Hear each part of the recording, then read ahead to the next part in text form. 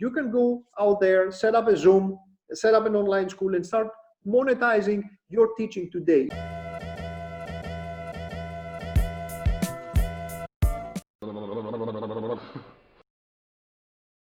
At the end, you also said collaboration is one possibility. And I am thinking a lot about joint ventures and collaboration currently, because when my clients right now with a cash crunch ask me what to do, I really advise not to do advertisement, not to do PR, not to do the expensive things, because there are some low-hanging fruits. And low-hanging fruits, one of them is collaboration. You have a small or medium audience, other people have an audience, maybe even a bigger one. You might have complementary skills, but the same core values. And there are examples in the hip hop world where it works very well. Somebody has one album with one song of his own, but featuring 6 other people on 6 other songs. And then some of them click. But entrepreneurs are beginners at this. They are afraid. They think they can ruin their brand.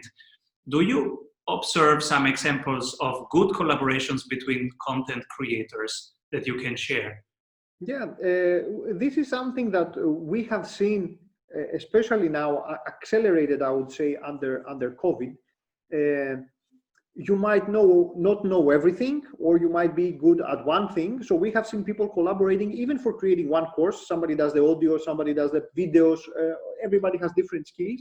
And we have even seen trainers that know different stuff collaborating and creating a small marketplace where you can join your skills. So you have somebody teaching about digital marketing, and then you have somebody else teaching about doing, I don't know, PPC, and somebody teaching about social media. So you have, out of the blue, you have 3 people that are joining forces and can do something much bigger. We have seen that also with fitness trainers. That was one of the industries that really took a huge hit under these extreme conditions, where somebody was teaching tennis, and somebody was teaching fitness, and somebody was teaching calisthenics, and they came up, created an online school and started selling. And this is where we saw also people being more adaptable now and taking risks. Even if you don't have the course ready, we were seeing coaches and trainers offering live classes through Zoom. So you can perfectly well, even if you don't have not even a presentation, no videos, you don't have the time. That was emergency training. Nobody had the time to establish or create the perfect course. You can go out there, set up a Zoom, set up an online school, and start monetizing your teaching today. Even if it's like one-on-one, it can be a small group. And this is obviously another way to increase your audience. The most amazing things, and that's probably something that I should have mentioned before, the most successful marketing machines that we have seen are webinars. Create a webinar, and you can do that yourself, or you can join another person or business that already has an audience. Teach something that you know, and people will benefit. A free webinar.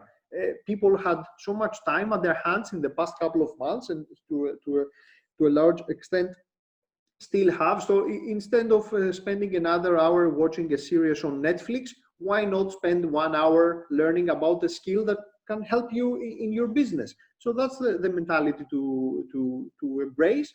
Go out there, teach what you know. People will come to knowledge because we seek knowledge. That's what people do, and that's how you can start creating an audience and also finding partnerships that can help you enhance, multiply your message and reach a higher volume. Everybody started. I think all businesses at some point started with 0 followers. No business ever was born with an audience. So it will be difficult. It will be you might start with 1 person or 2, but take those shortcuts, partnerships, webinars. Go where the audiences are. It could be Facebook groups, LinkedIn groups. We don't have conferences now. We don't have all this stuff, so you have to search them online. And being able to have a digital business and a digital online course as your card, the visit, it's something that will help you go out there and attract those people to you. I resonate on so many levels with you. I don't know where to start. You said instead of watching Netflix, and I was thinking, when did I get really into shipping courses, into creating? And it was one of the decisions was really to say, I do not permit myself Netflix and Amazon Prime anymore. And I will not permit myself to go to all these meetings. So I carved out the time that I didn't have as a father of 2 kids, as a CEO, etc. You don't have time. And but I said, okay, but there is time. And if it is important, I'm going just to have a little tweak of 2-3 hours per day, just to spend them less consuming and more creating. And that has created a very small start that became a habit, and over years it did compound.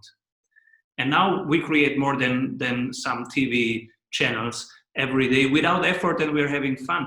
And we have CEOs like you and like many other thousands who are a community of people who want to engage and to contribute and to learn from each other and to tell their story. Now, of course, it's easier, but still now it's about value and quality and how can we get better and better and better 1% every day. So right now I'm studying the show people in lockdown, like Stephen Colbert, like Jimmy Kimmel, like all these people, you know, that used to have all this infrastructure and the band, and you come in and 70 people, yeah, and now they are in their living room, their wife and their kids are there, and they don't care the least. And now you see they have to play unplugged. So now you can see, and this is maybe for your creators out there that are creating their courses, you can study these people now, Conan in his living room, how he plays unplugged. It's just him and the camera, basically. And this exercise of talking to nothing, talking to the camera every day, which is the hardest part. Do you have examples of creators who are doing a good job that people can study?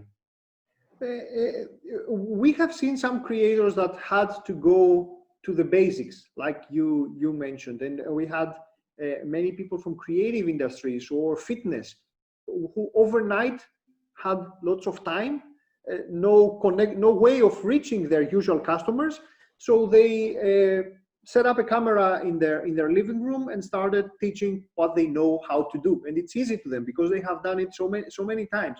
But what is interesting here is that they started realizing that online courses give them a much larger scale. So instead of being limited to the 40 hours that you can teach per week as a small time, even coach, trainer, or traditional instructor or teacher, now you can record this stuff. I mean, you can do it live. We have people that came in, set up a camera, or had a girlfriend or a boyfriend holding a mobile phone. They had lots of vibe, lots of energy to give to their audience, and they were also recording this same course or mini training and put it there as offline, as video for people to watch on their own time. So all of a sudden, they started realizing that online training can reach a global audience, because you can have somebody, you can even be like from in a particular niche, or even from a language, from a country where it's like a small country, for example, like Greece, but you have also those many millions of Greeks that are living in the US and in Australia, and suddenly you can sell an online course to them. So these are customers that you could never imagine that you find, or in a different country, in a different time zone. So people start realizing that, okay, this can work, and this can, we can do it bare bones, just us, no cameras, no nothing expensive, and people are willing to accept that. So everybody's operating under extreme conditions, but I can do that later as well, and I can record my courses, and it's nothing terrible. I know how to do that. I know how to teach. I know how to do training. I know how to speak to an audience. Why not package this as a very nice knowledge product? And depending on the course, You might add some quizzes, you might add some notes. People are writing books. They can perfectly well complement a book with an online course, and this can be packaged as a knowledge product and benefit somebody. And depending on the benefit, this can also bring you recognition, bring you leads for your business, but also bring you a great source of revenue. So this is here to stay, and I think will accelerate. And these kind of knowledge products that are fun, interactive, and allow you to build a community around them as well, will be a new window to a new economy, to a new digital economy for the decade ahead. We hope without any COVID, without any of this stuff, but people discovered a new business model, and this will stay. Will give them lots of ideas to be creative, just with the basic stuff, and still be able to get your message out there. It's the same Colbert, it's the same Kimmel. These are the same guys. So the value shows even without all the flashy stuff. The flashy stuff will come back, I guess, once the economy is back on its feet. But the core is already there. The highest calling right now is to be of service. So the best sales is to not sell at all, but instead to serve the people you care about. Selling is telling. So who do you serve? And how do you serve them? The quality of this experience makes the difference. If you want our experts to go over your current sales funnel and really dive into the experience and the needs of your clients at each conversion point and make it a wow experience, then you are in luck, because we have an exercise for you. Our 15-minute sales audit and one-on-one coaching with a world-class sprint coach.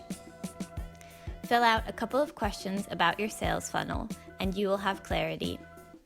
In your personalized coaching session, you will get clarity on your number one bottleneck, 3 ideas on how to accelerate your growth, and a tangible sales map on how to double your conversions.